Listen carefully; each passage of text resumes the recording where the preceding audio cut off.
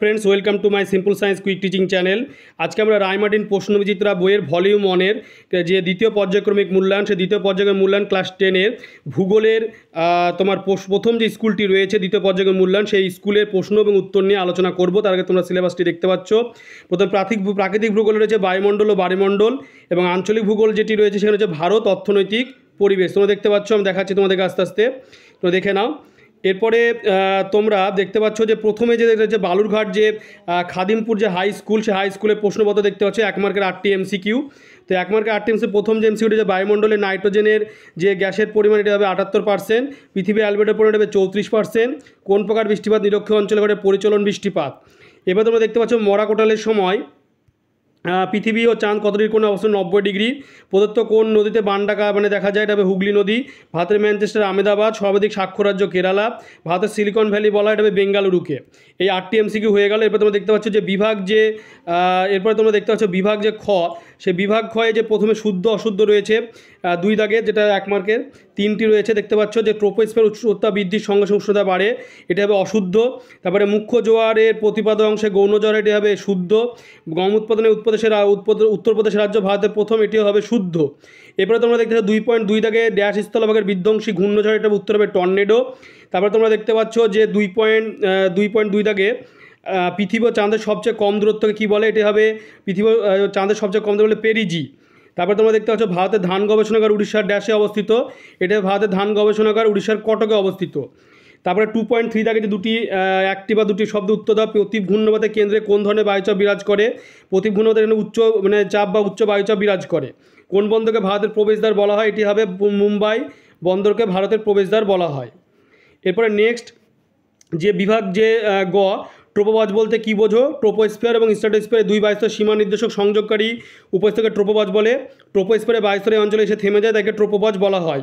এবারে বিভাগ গয়ে অথবা দেখছো সীমান্ত বৃষ্টি কাকে বলে? দুই ভিন্নধর্মী বায়ুপ্রবাহের সংযোগ রেখা বা সীমান্ত অঞ্চলে যে বৃষ্টিপাত হয় তাকে সীমান্ত বৃষ্টি বলে। এবার তোমরা 3.2তে দেখছো হিমপ্রাচীর কাকে বলে?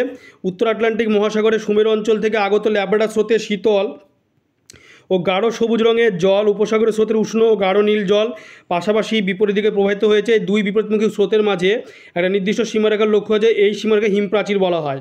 বিভাগ গতে দেখতে পাচ্ছ তোমরা সারাসারির বান বলতে কী বোঝো? বর্ষাকালের ঋতুতে বিশেষ সময় ভরা কোটালের সময় জলস্ফীতির মাত্রা এত অধিক হয় যে এই অবস্থাকে দুটি প্রাপ্তবয়স্ক ষাঁড়ের যুদ্ধকালীন অবস্থার সঙ্গে তুলনা করা হয় বলে ভরাজোরে এই অবস্থাকে সারাসারির বান বলা হয়। সারাসারির বান হুগলি নদীতে দেখা যায়।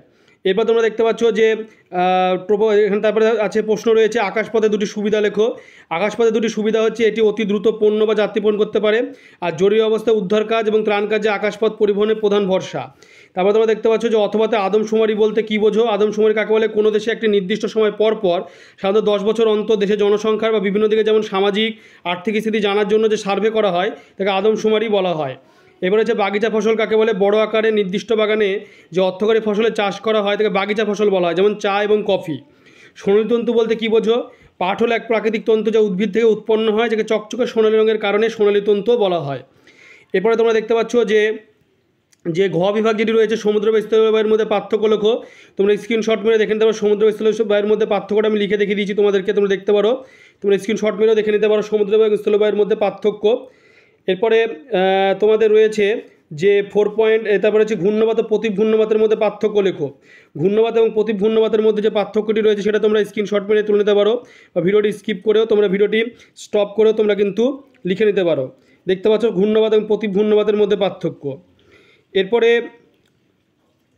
যেটি রয়েছে সেটি হলো যে মগ্নচূড়াগুলি মৎস্য আহরণের ক্ষেত্রে উপযুক্ত কেন?